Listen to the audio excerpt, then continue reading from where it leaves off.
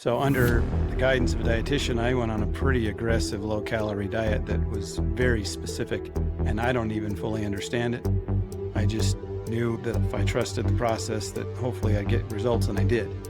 So from May 20th until, let's see, I've got it written down here, June 22nd, I lost 28 pounds. So about 34 days, I lost about 28 pounds in 34 days. So that put me down to about 173 pounds. Today, I'm speaking with Todd, a father of six who's spent 2 decades in engineering and renewable energy. Now, at 48, he decided it was time to re engineer something else, his own life. Todd walked away from his career, not because he had to, but because he wanted to. He called it an environmental change. His goal was simple: finally take his health seriously, rebuild family connections, and reinvent himself. Now, it's 3 months after, it's 3 months later. He's down nearly 40 pounds and delighted with the success that he's had. But he's also confronting new challenges: how to avoid the all or nothing mindset, how to eat sustainably instead of obsessively as he has been for the past few months, and also how to set goals that last beyond this initial rush of progress. In this episode, we'll dig into why Todd's temporary retirement became the forcing function for change, how he lost the 28 pounds in those 34 days, and what really happened behind those numbers, why aggressive diets work in the short term, but they fail without a plan afterward, and how to reintroduce carbs without fear, and why I believe this is necessary for his path forward. I hope you enjoy this conversation with Todd. Todd, it sounds like you're living the dream. I mean- You're 48 and you said you've just retired. Retired is maybe a little strong of a term. Let's call it a temporary retirement. Okay. But I felt like it was a necessary step to really get my life where I wanted it to be. I've been doing what I did for a long time and realized that I hadn't done everything right. I had done some things right, but neglected other things, and it was time to focus on some of those other things. But yeah, but I won't disagree. It's good to be in a position to be able to do that. I'll admit that it's a luxury. You're an engineer and you worked in the renewable energy sector for the last 20 years. Correct. Sounds like it's a good couple of decades to be in that sector. For sure, right? Yeah, and probably still a couple more good decades or Yeah. longer. Who knows? The interesting thing to me here is you said that you retired and making it seem like you retired because you want to focus on the fitness. Did it have to be one or the other for you? That's a really good question. I struggled with that one myself for a long time because I didn't want it to have to be one or the other, and probably didn't need to be necessarily. But over the course of 2 or 3 years, I came to the conclusion that if I really wanted to be successful in the fitness goal and just reestablishing connections with some of my children and family, and not that they were horrible, but they could be improved. Hmm. If I really wanted to be successful at that, I realized I needed what I call an environment change. Hmm. And that was as big of an environment change as I could come up with, right? Like Yeah. walking away cold turkey from your career. And I haven't walked away from a career per se, but definitely from a position and a job that I had been doing for nearly a decade. So that was a big environment change. And looking back on it, could I have done it without that? Possibly, but I'd tried to do it without that numerous times and was unsuccessful. So I feel like in my case, it probably was the right move and was an element that led to the success I've been experiencing. When you decided to quit the job, obviously, big thing. You've told all your friends and family and obviously your colleagues at work. Did you tell them the reason why? Yes. And As in for these health goals? Did you tell them that Mhm. specifically? Yeah, I don't do a lot of social media activity. In fact, Mm. I could count on one hand or less the number of times I've posted, but Mm. I decided to actually tell the world what I had done and why I did it. And I listed things like health and fitness, family connections. And I actually used the term reinventing myself, or maybe if I remember correctly, I said something like I've been engineering systems and products for nearly 25 years, and now I need to think about re-engineering my own life a little bit. Mm. Mm. So yeah, that's the verbiage I used. I don't think everyone I know understands what I mean by that necessarily. Sure. Okay. So there are a few reasons that you listed there, but if you've put fitness goals as front and center among those top 2 or 3 that you mentioned, this is certainly a big forcing function for you if you don't want to have egg on your face. Or this feeling of having egg on your face, this feeling of embarrassment. It's like, oh, there goes Todd, who quit his career because he wanted to get in shape. I'm not suggesting that everybody would think like this, but like if we try to imagine, right? There goes Todd, who quit his career because he wanted to get in shape and he still hasn't done it a year later. Ha ha ha, kind of thing, right?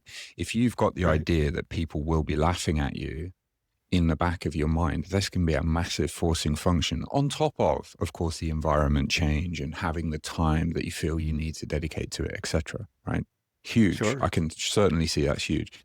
Often we talk about buy-in, the word quitting. It's a massive amount of buy-in. It's like, hey, you speak to your wife, you've mentioned here you've got 6 children. You tell them what it is that dad's doing and why. Well, you wanted to keep the deal there, right? Right. So I'm not surprised at the success that you've had. Could you tell us the time frame and your height and your change in weight over that time, please, since you retired and you decided to do this? And again, just to reiterate, you're 48 years old, right? I'm looking at you. You look, I don't know, 42. You look my age, right? I don't feel like I'm looking at a retired man. So go on, please tell us what's in the time frame. Yeah, let me see if I can piece this together as best I can. So I actually went into this whole fitness journey without a real clear, I don't know, how should I say it? I didn't know exactly where I wanted to end up. I just knew I needed to start something. Okay. And I had already taken the steps and got the ball rolling. I'm going to use the word resigning from my job. But prior to the actual last day, I started on a diet plan. That diet plan started on May 20th. By the way, I'll pause there and give you my height. I'm 5'9", 5'9". Yep. And when I started, I weighed anywhere between 203 and maybe 208 or 9 pounds, kind of fluctuated in that range. That's about as heavy as I had ever been in my life. So May 20th of this year, when I started, and I started on a pretty, go ahead. Sorry, 3.5 months ago, just to put that in context. Yeah. At the time of recording now. Yeah. Okay. Yeah, exactly. And I started on a pretty aggressive diet plan, and I did that under the consultation of a dietitian. Because once again, I've tried different things. I've tried juice fasts or intermittent fasting or no carbs, all of that stuff I've tried in the past. I haven't tried 100 times, but I've made a good 1 or 2 handful of attempts over the last 15 to 20 years. And this time it just felt like I need some coaching. So I consulted a dietitian that was recommended to me by actually my wife's personal trainer. So under the guidance of a dietitian, I went on a pretty aggressive low-calorie diet that was very specific, and I don't even fully understand it. I just knew that if I trusted the process, that hopefully I'd get results, and I did.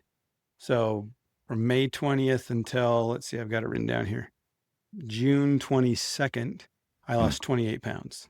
So about 34 days, I lost about 28 pounds in 34 days. So that put me down to about 173 pounds. Cool. Wasn't long after that, I then left my job. And then this is where I feel like there's an interesting story to tell here. But before I keep going, let me pause and make sure you don't have any questions you want to dig in there. No, there's lots to dig into, I feel. Okay. However, I don't have any questions at this point. No, please do carry on. Yeah. So at that point, we had planned actually 3 different, I'll call them vacations. We spent a week with the kids up in the mountains near Yellowstone Park. Beautiful. My wife and I spent a week in Mexico at an all-inclusive resort, and then we spent a week in Texas visiting some family. Well, I remember when I started this diet plan back in May, I remember thinking, oh, if I can just get to the end of this diet plan, and then we're going to go on these trips, and it's going to be fun to eat food again. And I was just fantasizing almost about that. But then somewhere halfway along the way of this diet plan, and I saw the results and the progress, and my mind shifted completely. When the time came, for example, to go on to this all-inclusive resort in Mexico. Yeah. in near the end of July, I actually told my wife, I said, I don't know if I want to go because my goal has changed. It's no longer about getting to the end of this program and losing 30 pounds and then going back to normal. I was like, I want to keep this up. I want to sustain this. And I felt going on this trip to me seemed to threaten that a little bit. Right. Yeah. Because I had made all this progress and all of a sudden I knew what I was going to do when I go to the all you can eat buffet, you know, Sure. or at least I thought I knew. Mhm. So that felt like a bit of a threat. And it was interesting, the mindset shift that occurred. And now all of a sudden it became about building some long-term habits that were sustainable because I loved how I felt and I loved how I looked and I didn't want to sacrifice any of those gains, even to the point of potentially not going somewhere that I've been looking forward to going for a long time. We did go, and I can talk more about that if you want. Did you have a good time? Fantastic time. Good. And does and that fantastic time, did that include binge eating your face off or? no, Okay. relatively speaking, it may have felt a little bit like binge eating my face off Mm. because I probably ate a bit more and, more decadent foods than I had been used to for the last couple of months. Sure. But I had a couple rules on day one. I went in the buffet and said, okay, I'm going to go over by the big spread of donuts and pastries and croissants and things that I labeled them illicit drugs. I said, all right, I'm going to bypass illicit drugs. But interestingly enough, the plates stacked near the illicit drugs Mm. were small plates. If you go over where all the real food is, there's the big plates. Mm. And I said to my wife, I was like, all right, here's how I'm going to manage the buffet. Excuse me.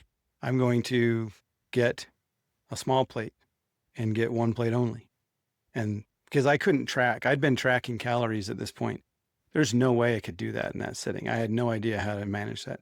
So I Right. just said, all right, I'm just going to get one small plate and one plate only for breakfast. Fortunately, lunches and dinners were sit down and order from the menu, and they had pretty reasonable portions. So it wasn't that bad, but it certainly felt decadent. But the other Mm. thing we did there, and honestly, this made it as good a time as anything, and I was super surprised at how I felt about it, is for the first time in my life, I got up every morning and went to the quote unquote hotel gym. Mm. They had a pretty nice gym at this resort and spent probably an hour and a half lifting weights and doing some cardio every morning, 6 a.m. On vacation. I couldn't believe it. I thought I'd gone nuts. I thought, who is this guy? What are we Yeah. doing here? Well, who was that guy? Why? What happened? How were you able to do that? You said, you can't believe I'm doing it, and yet you're doing it and you are loving it. You're saying this legitimately with a smile on your face, like it is exactly what you wanted to be doing, and I believe you. Why? What happened? That's a great question. Because if you can And get to I'll that say- point, this is like half of the battle. And you Right. have managed to get to that point. So how did you get to that point? I'll tell you what I think I know. Yeah. I would hope that I would know, but I got to that point kind of serendipitously by one day realizing that, wow, I had made some significant gains, more than I'd ever made in my life. And I felt fantastic. Hmm. And I slept better and I liked how I looked. And furthermore, when I would go do workouts, especially cardio, and cardio is an interesting one because I used to hate, like, put me on a treadmill or whatever. I'd rather cut some of my fingers off because in the past, like, I'd be winded so fast. Yeah. And it just felt like such a mountain to climb. But now I could do it. I could do it for an hour. I could run on a treadmill for an hour. Yeah, was it the funnest thing I've ever done? No. But I realized that, wow, I can do something I couldn't do before. And it just felt good. And so all of a sudden, I wanted to build on that. Whether I really liked it or not, I was naturally gravitating towards doing that. My wife would actually, she likes to sleep in a little bit more than I do. I'm an early bird. I'd get up and go right when it opened at 6, and I'd be there for an hour. Then I'd come back and get her, and we'd go back because she wanted to work out, but she wanted to do it later. So I'd go with her. We go twice every day on Nice. vacation. I see. Yeah. Did you split that between cardio and weights then? Yep, that's exactly right. Yeah, makes sense. Okay. You've touched upon quite an interesting point there. It's much easier for busy family men like yourself, or not busy family men, perhaps like yourself. Right, no offense. You've engineered your own retirement, a fantastic thing. But to get up and work out in a way that then doesn't inconvenience the family in the slightest. A lot of what stops people from doing these things is from hitting the gym or, let's say, preparing the food that they know they need to eat, is they feel that it inconveniences their loved ones. And so they feel guilty about that and therefore they don't do it. But one very simple, but can be difficult hack is to get up earlier, which obviously means going to bed a little bit earlier. But yeah, you get up early, you get it done. Inconveniences no one. You can be completely done by the time, wife and kids wake. So I'm not surprised that you found that successful. Oh, and I couldn't agree more. Our summer here in the United States is effectively over. The kids went back to school 2 weeks ago. And during the summer, that's what I would do, is get up. And if I was mostly working out at home, and I'd do it early. Now I don't do it early. I wait until after the kids have gone to school and they're not home, so I'm not disrupting or being non-present, and do it then. So got to be willing to adjust schedules like that as needed, but I agree with you. For 202, 203, down to the low 170s, then you went to Cancun for your all-you-can-eat or wherever it was in Mexico. And what was your weight after that trip? And then now you're at 166 a couple of months later. Can you tell us about that? Yeah. So interestingly, I wrote some notes down. And I mentioned earlier we did 3 weeks away, 3 different places. Yep. And at the end of each of those weeks, so let me start with the week away near Yellowstone Park. We were at a cabin. And during that week, I was very good about sticking to my nutrition regimen. I had a caloric intake plan, a macro plan. I actually came equipped with all my own food and ingredients so that if I ate what everybody else ate, it wasn't going to work. And I exercised every morning, but without any real equipment. I had to do body weight exercises. Good. That's good. You kept doing up the habits. Something. Yeah. And I came away from that week maintaining my weight. I weighed about the same as I did when I started. At this point now, I'm down to about 170. So I went in at 170. I came out at 170 roughly. Great. Then go to Mexico, and I was amazed. I came out of that unscathed. I went into that at about 170, came out at 170, which surprised me because I definitely ate pretty well there.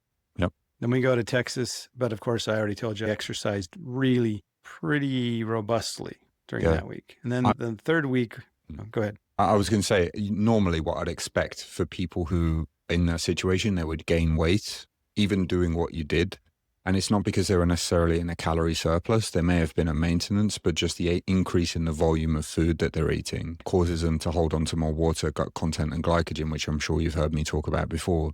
So if you were 5 to 7 pounds heavier, it wouldn't be a surprise. And it catches people off guard because they think, oh, shit, I've just messed everything up. I've wiped out a month of progress here or more. But actually, that's not the case. It's just that their weight fluctuated up. So from these non-fat or muscle mass changes. So what I think probably happened in your case is because you were exercising so much and being mindful of your food probably wasn't quite at maintenance, or maybe it was slightly under maintenance for normal circumstances, but you had this extra exercise on top because you were doing a 2 a day. And so you maintained your calorie deficit. So you were probably, and again, I'm guessing here, but you probably during that week lost another couple of pounds of fat. And the reason that you didn't lose any weight is because you had still this increase in water and gut content that kind of masked that progress. So I wouldn't be surprised if the week after that, but then you went to Texas. If you had come back and slid straight back into your normal habits, what would have almost certainly happened is you would have slid back into your normal habits. You'd have lost, given you the severity of your calorie deficit, another 1.5 pounds that week. But it would have looked like a 3.5 pound loss in that week because you've whooshed off this water, gut content, and glycogen.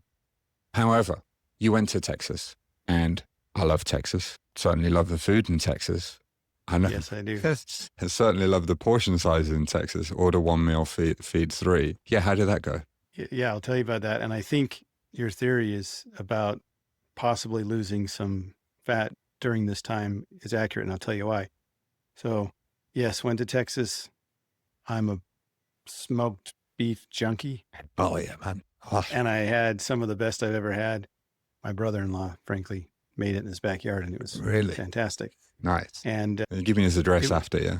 I bet he'd love to cook for you. So I was able to do breakfast pretty well there on my own, but I just had to wing it on dinner calories and try my best. But I knew in my soul, I knew I wasn't sticking to my calorie target. I was exceeding it somehow. Mm. I don't think I weighed myself until about 2 days after we got home from Texas. And at that point, I came home and I weighed 167, which really surprised me. Mm. I thought, how in the world did I actually lose weight in that trip? Mm. And now, when I gave you the information for this podcast, I told you I weighed 166. I'm weighing in at 164 now. Right. So I think you're probably right. I think once all of that gut content kind of caught up with and got fleshed out, or whatever the technical term is for it, I probably had been managing to lose some body fat during those 3 weeks. You've done a fantastic job here. The question then on my mind is, why are you here? Why are we having this chat? How is it that I can help you? Well, let me tell you why I got interested in your stuff. Probably 6 weeks ago, I'm drinking from the fire hose. Backing up just a little bit, my wife has been a real big nutrition person for many years for her own reasons. And for years now, she's used a phrase with me. She said, Todd, if you care, you have to count. And she was talking about food intake. And she, not religiously, not every single meal, but frequently I'd find her with a food scale, weighing her portions, being deliberate about her macro and micronutrients. And I just dismissed it. I would always scoff at it, thinking it can't be that big of a deal, right? If I weigh that teaspoon of mayonnaise versus just kind of eyeball it, turns out I'm way wrong on that one. Mayonnaise is super high calories. Yeah, and if I'm it's all fat, yeah. I'll double it, right? Yeah. My eyeball is twice as much, right? But anyway, Yeah. I'm digressing a little bit. So 6 weeks ago, 2 months ago, I'm drinking from the fire hose because all of a sudden I told my wife this. I said, it's not that I was ignoring what you were saying all these years. I just wasn't ready. I wasn't at a state where I was ready to adopt this kind of lifestyle and philosophy. And now I was. I'm just trying to research and what's the right caloric deficit, what's the right macro ratios, all of this kind of stuff. And this sounds like old news to guys like you and people that are experienced in the industry. But for me, it was all pretty new. And I'm an engineer. I like the technical part of it. Sure. So I'm searching, Googling, chat GPTing, trying to come up with stuff. And it's amazing how many different answers you get out there. If you just want to keep going, you can go forever because you'll get a different answer every time. And somewhere along the way, somewhere I stumbled upon the rippedbody.com link and I started reading your material. And it was like the light bulb just turned on because the sheer volume of good technical material that clearly wasn't trying to sell me on something, but trying to give me the tools I needed. And again, having the engineer mindset, it just all spoke to me like, this makes sense. This makes perfect sense. And I signed up for, I forgot what you call it, but I got maybe the 10 Kickstart course. Yeah. Yeah, the Kickstart course. Yeah. And I just literally couldn't wait for the next day to come to get the next. He's leaving me hanging here. I need the next one. Right. Fantastic stuff. And now I essentially use what you're teaching in your material as my guiding principles. And then I'll just say one other thing. When I realized that this was about not just hitting this number on the scale and saying, job well done, pat myself on the back, and then go off and back to normal life. When I realized that wasn't the end game, that this was sustainability, I was then faced with a bit of a dilemma. Like, how do I motivate myself now? Because I've achieved this goal. So there needs to be that carrot there that says, keep going because you want to get something else. And I don't know if that makes any sense, but. So it does, but I don't have clarity on what it is you want to achieve right now. So there's two things I don't have clarity on. What was it that made you start searching? So you said, okay, you weren't ready to count and you weren't ready to consider many of these things for a long time. If you've already had success in your eyes, you've achieved what you wanted to achieve, what made you decide to look further? And what is it that you're looking to achieve now? Oh, okay. So I looked further because I just inherently knew that unless I became educated on this nutrition topic, Hmm. because clearly it was mostly the nutrition, the dietitian guided nutrition plan that led to what I call the quick win. I Yep. think 28 pounds in 34 days is a pretty quick win as far as Yeah. weight loss goes. Yeah. So that was my quick win that said, oh my gosh, this is possible. Oh my gosh, now let's build on this momentum. Now I knew that I needed to keep this going. Yeah. To then start researching and realize that you needed more after you've had your success and you've achieved the success that you wanted. And then what is your goal now? Okay, so the success that I had achieved gave me the spark I needed to say, I want to keep this. I knew that if I just didn't change anything, my dietitian guided plan was over. I'd achieved the goal, Hmm. but 6 months and I'd be back to square one again, or Well, a year. why I don't though? know. You wouldn't just keep rinse and repeat, keep it up? Not sustainable, I think. The dietitian guided plan was very aggressive Hmm. and very low caloric intake. I don't even know exactly what it was, to be honest. I just know it was low. Hmm. And I don't think that was sustainable. So I knew that if I was going to maintain, that I had to get educated in these topics so that I could do this on my own, so that I didn't need a dietitian telling me what to do every day, right? To me, that just wasn't sustainable. So that's what led me to keep researching and getting educated on the topic and led me to your stuff. Where I want to go from here, and this is the carrot that I put out there for myself, the carrot that says, this is going to keep you moving and establishing these habits, which I feel like I've done a good job of establishing. I've got a good base, but we all know it takes a long time to make something really sink in. And 3 weeks ago, I have an acquaintance that actually owns a gym. He's a personal trainer. I called him up and said, hey, I want to come in and start working out in your gym and getting some training from you, at least for a few months until I get better at this whole weightlifting thing. And he said, okay, great, Todd. That's great. He goes, I'm going to give you some starting points. And then he said, and I quote, so let's assume that you want to add muscle mass and you want to get abs. And when he said that, the light bulb just turned on. I was like, you know what? That's exactly what I want. Let's assume that I want to add muscle mass and I want to get abs.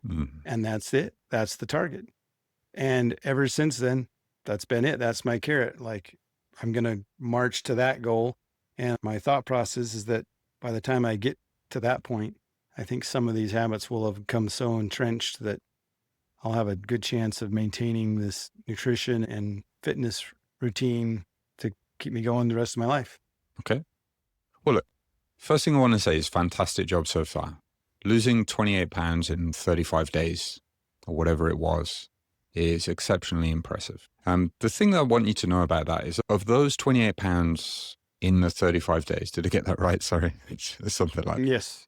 30, yeah. Yep. 34 Of those days. 28 Close pounds enough. in those 35 days, close to half of that will be water, gut content, and glycogen losses, which will have been because you're now eating probably a third of what you were before.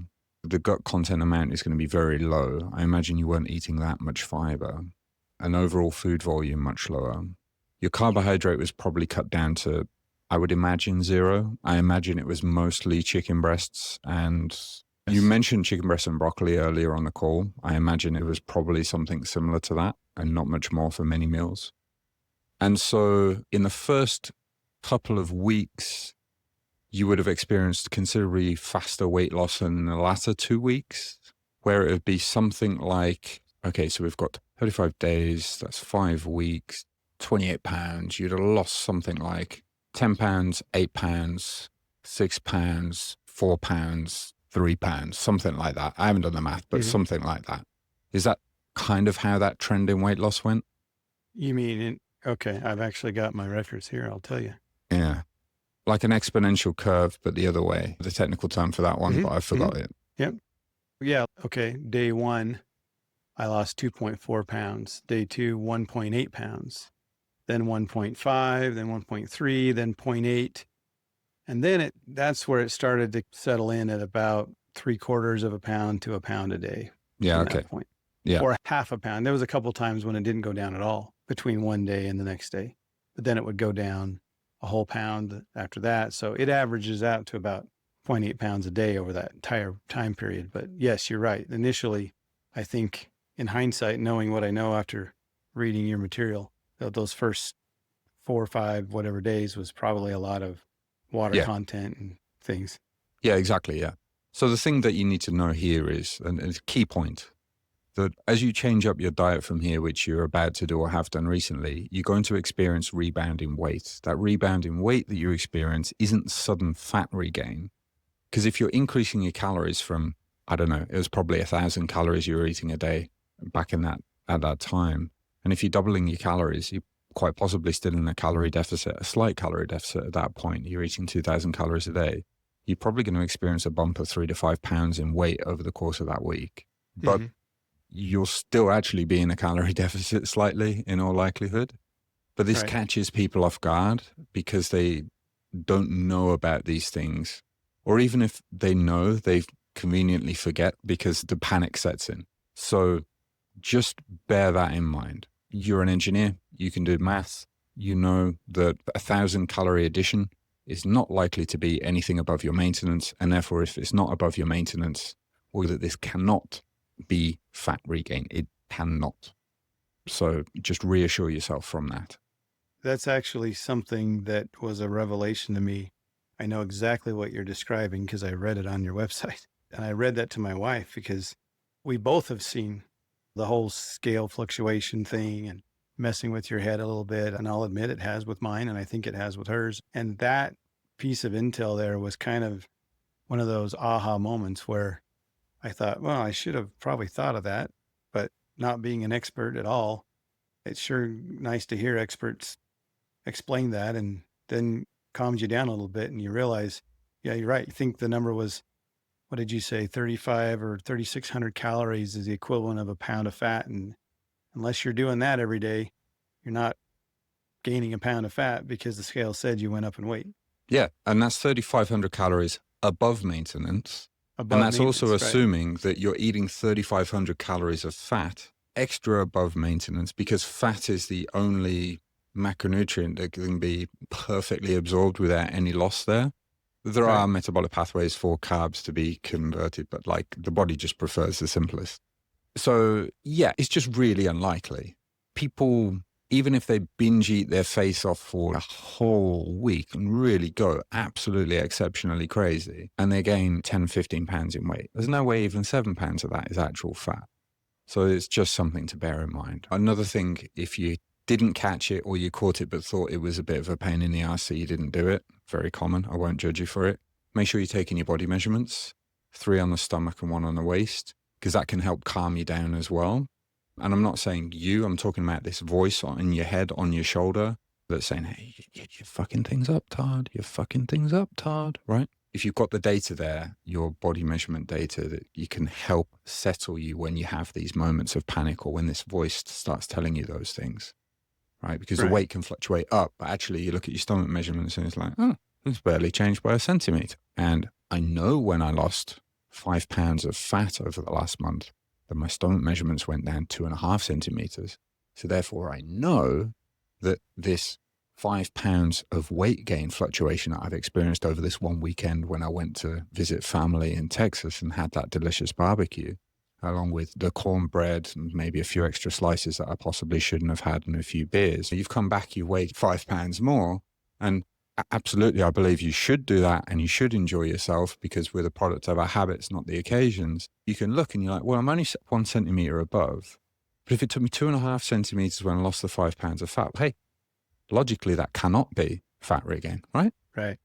Yeah. So again, that's just another calming effect. And then also bear in mind that some of that centimeter that you've measured extra on your stomach is going to be from just a little bit of bloating, that extra water, that extra gut content that you're catching, especially on those lower measurements. So again, it can really help calm people. So one of the reasons I'm really interested in having you on is because you said, I feel that we've got a good degree of trust here, and that what I say, you're going to trust it, because I'm going to say a couple of things that I think are super important for you, but people have to be in the right position to be able to hear it. I respect the fact that you're retired. And one of your key pillars that you wanted to do with your free time now was to focus on this stuff. The worry that I have about this is it can potentially teach you that you need to have a lot of free time in order to be successful. And what you actually want here is to build yourself a system where you're able to maintain and even progress when time is at a real premium. Because you want to get in and sustain tremendous shape without it depending on you having all of this free time. And the concern that I have is like the biggest trait of those who are successful among all of our clients is those who are able to avoid the all or nothing mentality. And I feel you've set yourself up in a way where you're all in and yet you haven't quite learned yet to walk in the gray. Do what you can when you can, but be okay when you're not able to do it 100%. I think you've taken some good steps there, given how well you did while you were away on your second and third holidays. And I understand you taking the baby steps by still counting your calories and macros and preparing your food and taking it on that first week holiday that you had. But ideally, we want to get to a place where you don't have to do that. You're just eyeballing things when you're away. Right. So that's one concern I had. The other thing here is you've talked about having a strict whole food diet, and you talked about eating clean. Yeah, a clean whole food diet. So there's lots of baggage around this term, and people say a lot of shit on the internet, right? And you also mentioned that you had chicken and broccoli for your meal either today or yesterday. Last night. Yeah. Last for night, dinner. yeah. Chicken and broccoli, kind of a typical bodybuilder diet, is generally considered very quote unquote clean, but it's not a sustainable way to live. And so we want to be able to move you away from eating just very simple green foods and lean meats. Again, not that there's anything wrong with having green food like green leafy vegetables and lean meats as the base of your diet, but we certainly want to be adding more interesting foods in there so you can still eat with family. You can still go out and choose something from the restaurant menus there and not feel guilty or that you're backtracking or regressing. Does that make sense to you? I love what I'm hearing because, to be honest, I think I'm still in the mode of almost being afraid that if I deviate from what I'm doing right now, that somehow I'm just going to end up in the gutter, if you follow my analogy there. And I think you're right. I'm probably being too extreme and do need to temper that and be more sustainable and realistic about it. What does clean eating mean to you? What I meant when I used that term was that I was eating like fresh whole foods, nothing out of a box or a wrapper or a can. I was grilling a piece of chicken. I was boiling some broccoli or grilling or whatever. That's what I mean by clean. And maybe that's the wrong term for that, but that's totally fine because the term is used quite broadly and it can mean many different things. If you had to eat something out of a box, how much would that pain you right now? Right now, I would feel a little uncomfortable. Okay. To be honest. Yeah, okay. It would feel uncomfortable. And when we're talking something from a box, are we talking like a box of pasta or are we thinking more, I don't know, a bowl of cereal or where are we at here? A bowl of cereal would definitely feel rough. Pasta, I'll admit, would still be a bit of a mental block, but certainly not as big as eating a bowl of cereal. I can't imagine too many things worse for you than a bowl of cereal, at least here where I live. Let's put it that way. What carbs have you been having? I've been getting my carbs almost exclusively, if not exclusively, from fruit. Strawberries, blueberries, apples. That's the big three. And then, of course, there's some carbs in greens. And yeah, a few, but not as many digestible ones. Not a lot. Yeah, okay. Yeah. So from this point, you're 5'9", so that's 107 centimeters, 166 pounds. I'm guessing here to get shredded abs lean, you'd need to drop another 20 pounds of fat. But I'm guessing that you wouldn't want to be that light. And I don't necessarily think you need to get that light because based on what you said you've been doing training wise, I don't think that's been necessarily optimized. I don't think you're going to be able to strength train, hold your weight as it is, and have your fat loss rate be equal to your muscle gain rate for any significant amount of time. So I do think that your best path forward is to have a modest calorie deficit, perhaps losing 3/4 of a pound, half to 3/4 of a pound per week, something like that, which is probably a third slower than you had been doing things at your peak. So this means you're going to need to eat 1,000 more calories than you had been at your peak, which is going to feel weird. And you are going to have that initial bump in weight that is going to kick off a panic, right? Let me pause there. Do you know why I'm suggesting a slower rate of weight loss right now? No, I don't. Right, great. Okay, glad I asked. So let's say you're looking down on yourself. You're looking down and you're like, okay, well, I've got more fat to lose. Let's just get it off fast. You're probably thinking, right? Why take it slow? Sure. Yeah. The reason to take it slow is because the faster that you take things from this point, the faster that you take things and the leaner we get, the more risk there is of losing muscle mass, even when we strength train, because there's only so much fat that we can burn off in a day. And there's less and less fat for the body to get access to the more we lean out. Right. So that's one aspect of this. But on this same spectrum, the more modest your calorie deficit, the greater your body's ability to not only maintain muscle, but to actually gain some, as long as we have the right training stimulus and protein intake as we're leaning out. And ideally, what you want to do is you want to have two birds with one stone here. And I think you can have two birds with one stone. I mean, I know you can have two birds with one stone. You can lean out and you can gain muscle at the same time, especially if you're going and seeing your friend, a personal trainer at the gym, and you say training 3 to 4 times a week. I imagine he's going to push you appropriately hard for what you can do, and he's going to help you continue to progress there. This is going to give your body the stimulus that it needs to both gain muscle as you lean out. And if you go any faster than a pound per week, you're not going to be gaining much muscle mass at all. Okay. And so you keep things slow, you'll continue to lose fat, but you'll also be gaining a little muscle at the same time. It's not going to be the same rate that you're losing the fat. So you want to set your body weight loss at, say, half to 3/4 of a pound of weight loss per week, but you might end up gaining pound and a half, possibly 2 initially, pounds per month of muscle. And I'll see that initial mess with your head scale bump when I bump my calories up, but that's going to go away. Exactly. That's going to be an initial bump, but then a gradual decline from there. But it's not going to be like a beautiful, obvious initial bump and then very gradual decline in the numbers. The numbers are going to fluctuate up and down, right? Or fluctuate up quite sharply and then slowly down. And that can mess with your head because in 5 weeks' time, you might be looking at that and thinking, I'm back in the same position that I was. It's like, no, actually, no. You're now leaner. You're now stronger. Your muscles are considerably fuller. And that's because you're now eating more carbs. And this is the crux of things. If eating clean in your mind is eating mostly leafy green vegetables, lean meats, and your only carbs are fruit, well, you're not going to be getting enough carbohydrate to be fueling your strength training. And that's going to be a problem. It's going to compromise the results that you can get from the gym. Also, realistically, if you're needing to eat 1,000 calories more, how are you going to achieve that? More fruit and vegetables? Well, no, you're going to be on the toilet all day, right? It ain't going to be pretty. So you have to be eating more, fat? It's going to be uncomfortable. I mean, the easy way to do that. What are you saying comfortable about the fat? I'm curious. Yeah. So 1,000 calories of fat, we're talking about 110 grams of fat that you would need to eat on top of what you're currently eating. And depending on who you're listening to, some people would say, just have brisket, bacon, and eggs. And there's nothing wrong with eggs, but just have more brisket, bacon, sausages.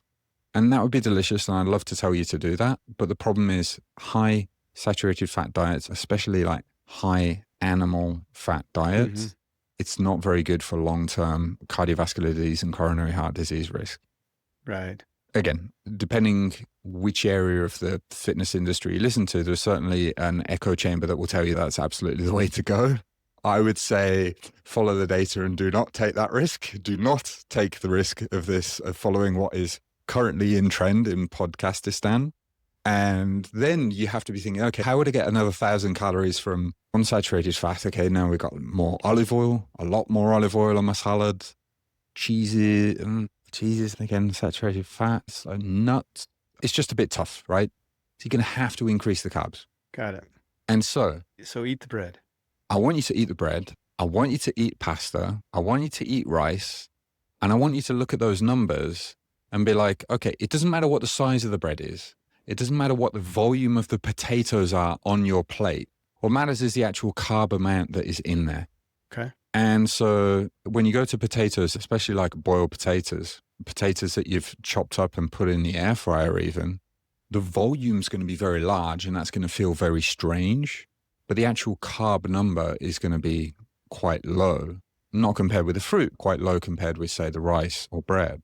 So really do go by weigh and go by the numbers there, because it is going to feel unnatural to you and it will catch you out with the weight spike. So Okay. then what this is going to teach you then is that, okay, I don't need to be afraid of having these carby foods. Actually, carbs are my friends here. They're my friends. They're helping me out with my training and they're making sure I'm not in too much of a calorie deficit. And Okay. then kind of the next step is you come to the end of a day, and let's say that you have been tracking and you're like, shit, I'm still short of 50 grams of carbs.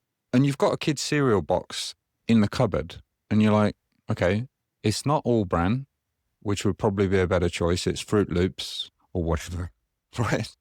And you just pour out an amount that would give you 50 grams of carbs and you eat it with some skim milk and you're like, okay, that's fine. And actually it's helpful.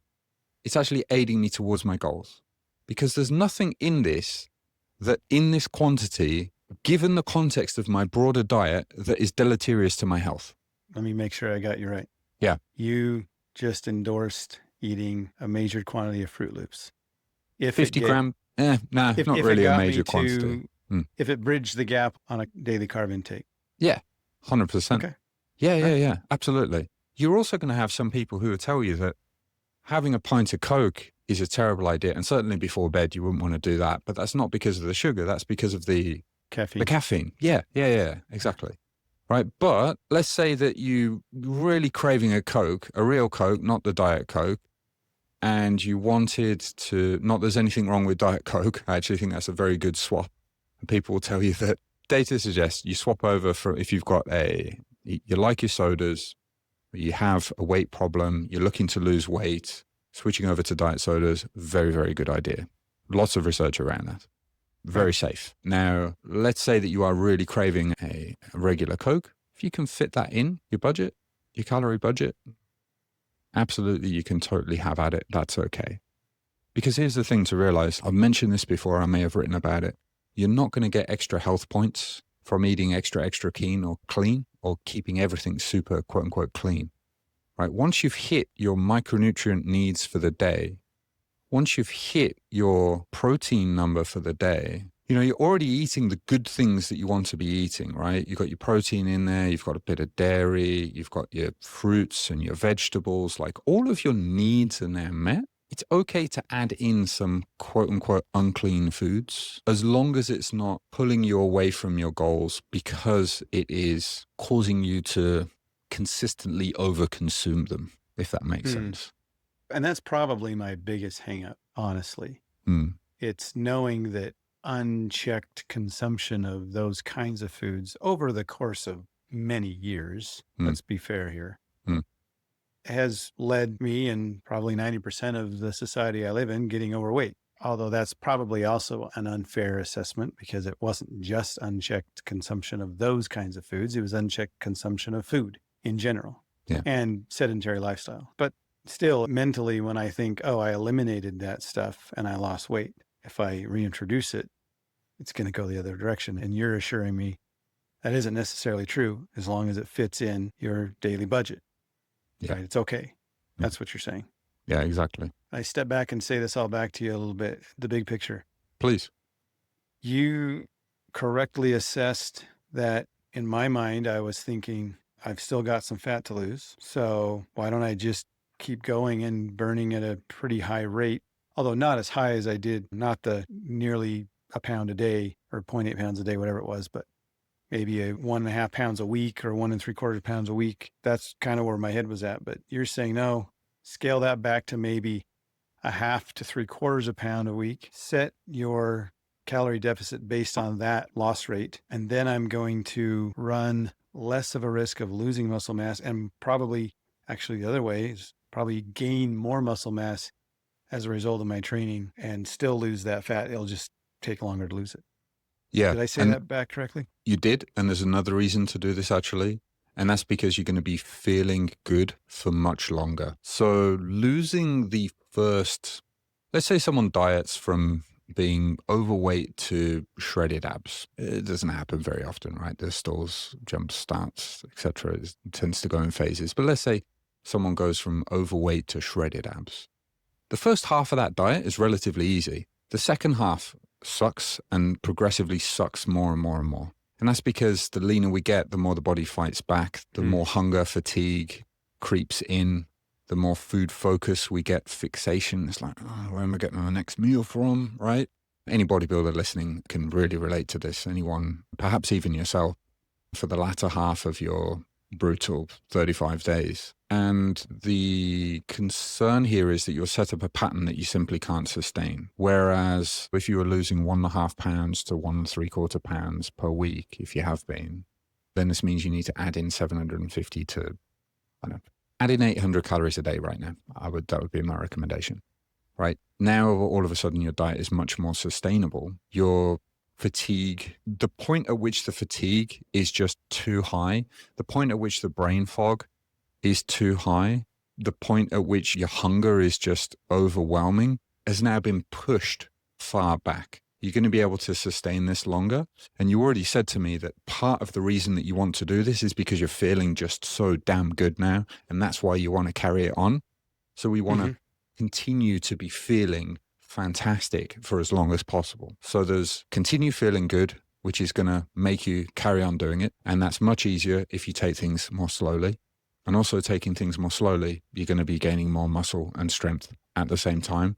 So it's going to keep you motivated to keep going to the gym and to keep seeing your body. That makes sense. Yeah. Because I'll admit that just recently, and when I say recently, maybe the last week, maybe 10 days, I've actually noticed for the first time by the mid-afternoon or evening, I have felt fatigued, and not like sore muscle kind of fatigue, but I've just felt kind of lethargic, like, oh, I'm not super interested in going and doing this or going and doing that. And that surprised me because it's been noticeable. And I've wondered if it was because maybe I'm just overdoing it. And I think what you're saying is somewhat jiving with that thought. Yeah. Look, Todd, you've done incredibly well. Now is the time to capitalize on that and make some small changes. We're not throwing out everything you've done before. We're keeping the base of everything you've got. We're just adding in more carbs. And you're shifting over to going and training with that personal trainer friend. It's all we're talking about is those 2 tweaks here. Okay. And preparing yourself, it's really the mindset shift and the expectation shifts that catch people, right? The mindset shift of, no, I'm taking things slower because of X, Y, Z. And I know that's the right thing to do. And what that's going to then lead to and why. And this is all going to be far more sustainable. In 6 months' time, you're going to be, okay, you've got Christmas, you've got Thanksgiving coming up. These are going to be little blips there. I don't want you to be too hung up about staying perfect there in the slightest.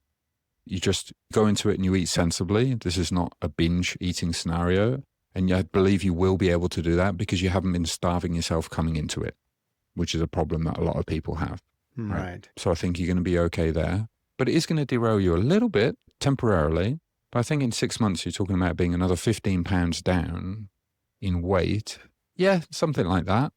But you could potentially be looking at having 10 pounds or more muscle mass, right? And you're just going to be feeling incredible. And everyone's going to see it in you, including the kids, and think there's going to be no better feeling than you coming into spring next year and you've made this incredible transformation and everyone can see it and you know that you're able to sustain it. Oh, that's exactly what I'm hoping for. Yeah, exactly. Yeah. I'm excited for it. So that's great advice. I really appreciate the talking me off the cliff on the carbs thing. So you're actually, a minute ago, you said 2 things. One is going to the gym with the trainer, and one is introducing more carbs. You're also, by saying more carbs, you're implying more calories too, right? Yeah. I need a more modest deficit and probably going to achieve that by adding in more carbs. Yeah, is absolutely. what I think you're saying. Absolutely. More carbs. Or let's say that you are able to estimate roughly the calories in what the typical family meal is. on dinner time, instead of now you needing to eat your separate meal away from the family, well, you're going to be able to eat what they eat, but just in a smaller amount, perhaps with an extra bowl of greens and piece of fruit, and maybe, depending on how much protein is in that typical family meal that everyone is eating, maybe half a chicken breast air fried extra, or a low-fat Greek yogurt, right? So that you're hitting your protein number there. So you can actually eat the same, but instead of like the previous portion that you would have had, you're having perhaps half of that portion, plus your little bowl of greens, your couple of pieces of fruit, and your small portion of lean protein on the side as an extra. So then you're less alienated from those family times. No, that'd be great. Because basically you're saying I don't have to be scared of those ingredients that are typically found in family meals. Yeah, just embrace them and just make sure they fit into the budget, and it's okay. Yeah. Not be afraid of carbs. Yeah. Yeah, I get it. That makes sense. And this also extends to, let's say you have a KFC night, right? You can still partake in that. It's just to a modest amount. It's not an all or nothing here. Unless you having one or two wings or drumsticks or whatever it is they're called, right, pieces, is then going to kick off you munching your entire way through the budget. But I imagine you get murdered by your kids if you try to do that, right? So it's probably not going to be a problem. Right. Or you have a pizza night, right, on a Friday with the family once a month or something. You don't have to avoid the pizza entirely. You can have your one or two slices. Bear in mind your weight may kick up the next day because of the extra salt in that food and the carbs. And that's okay. Just mentally prepare for that. But then you stop and you have what you would normally have, that your fruit, your vegetables. And in fact, if you have your fruit and your vegetables before, and maybe that, keeping it simple again, just a simple example, this air fried chicken breast before the pizza actually arrives, you're not then going to be driven to eat more slices than you should, right? Got it. Yeah. Then you can still be part of those family meal times, which again is all important for creating this sustainable food and training habits that is going to keep you progressing and make sure that this transformation is permanent. That makes sense. That's really good to hear. Really is.